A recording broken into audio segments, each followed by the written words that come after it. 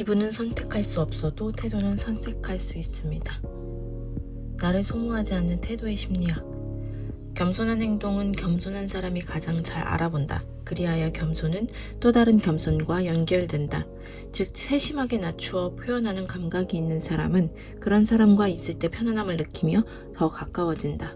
반대로 겸손한 행동은 겸손하지 않은 사람들을 알아차리는 데 도움을 준다. 허영심이 강하고 자기중심적인 사람들은 상대를 불편하게 만든다. 그들에게 겸손하게 다가가면 나를 쉽게 얕보는 행동을 서슴없이 드러낸다. 그런 이들과는 거리를 두고 멀리하면 되는 것이다. 스스로를 낮추는 겸손한 태도는 다른 사람들로부터 과소평가받을 수 있다. 이는 앞에서도 이미 이야기한 바 있듯이 분명히 장점이다. 적절한 시기에 과소평가받는 행운을 누린 사람은 나중에 인상적인 신뢰를 얻기가 더 수월해진다. 물론 겸손함이 그걸 노린 의도적인 행동은 아니다.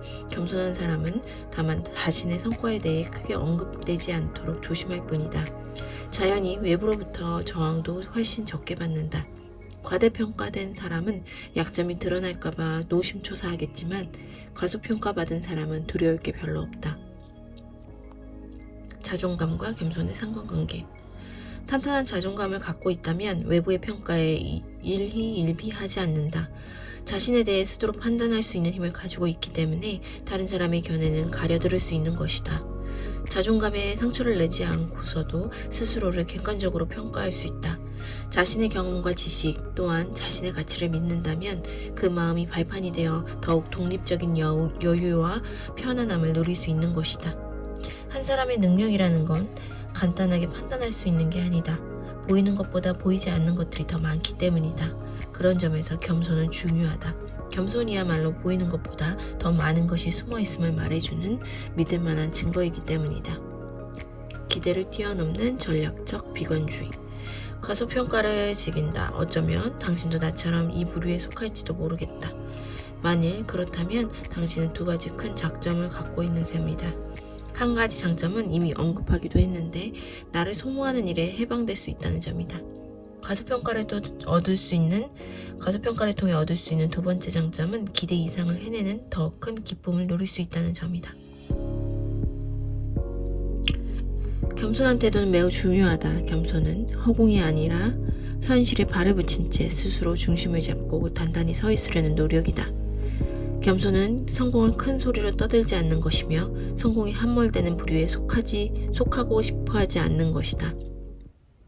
성공을 위해서는 다른 사람을 배려하고 그들이 필요하다는 걸 인정하는 것도 중요하다. 스스로 앞으로 나아가기 위해 다른 사람들을 지원해야 하는 것이다. 다른 사람 위에 두드러지게 솟아있는 것도 위에 올라서기 위해 두드러지는 것도 좋지 않다. 성공이라는 착각, 이를 초월한 겸손. 성공의 보상을 스스로 상실하지 않으려면 긍정적인 일은 가슴에 잘 간직하고 부정적인 일은 태연하게 대할 필요가 있다. 이때 가장 효과적인 수단이 바로 겸손이다. 겸손에 정통한 사람은 성취를 즐기지만 성공을 이루는 순간에는 즉시 반대 조치를 취한다. 과대평가하지 않고 소박하게 행동하며 두드러지는 모든 것들과 거리를 두는다. 내가 원하는 딱 그만큼의 성공. 누가 그러거나 말거나 조용히 자신의 자리를 지키는 그의 자세는 충분히 의미가 있다. 그를 두고 안일하다거나 게으르다고 간주하는 것은 분명한 오류다. 그는 자신의 에너지를 소진시키지 않으면서도 독자적인 탁월함을 유지하고 있으니까. 이런 능력이야말로 높은 지위에 있는 사람들에게 중요한 자세가 아닌가. 자신을 소모하는 삶에 탁월함 같은 것은 있을 수 없다. 신뢰를 만드는 두 개의 기둥.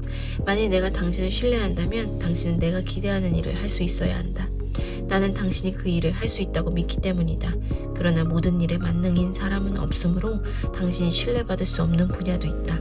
그런데 누군가가 다가와서 당신이 다룰 수 없는 일에 대해 당신을 신뢰한다고 한다면 그를 설득해야 한다. 필요하다면 그가 신뢰를 철회하도록 말이다. 그래야 당신의 진짜 신뢰성을 유지될 수 있다. 사람들은 자기 자신을 낮추는 태도로 자신의 단점을 말하고 경쟁자를 칭찬하는 사람을 더 믿을만하다고 여긴다.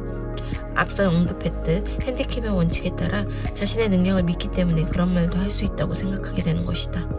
이와 관련해 사회심리학자 로버트 치알디니는 자신이 하는 일에 대한 반박은 자신의 위치를 더 강화시켜준다고 말한다. 자신의 상처나 흠을 진솔하게 보여주는 것도 비슷한 맥락에서 신뢰를 쌓는 방법이 된다. 완벽한 사람은 없다. 그래서 흠이 없어 보이는 사람은 오히려 선뜻 신뢰가 가지 않는다.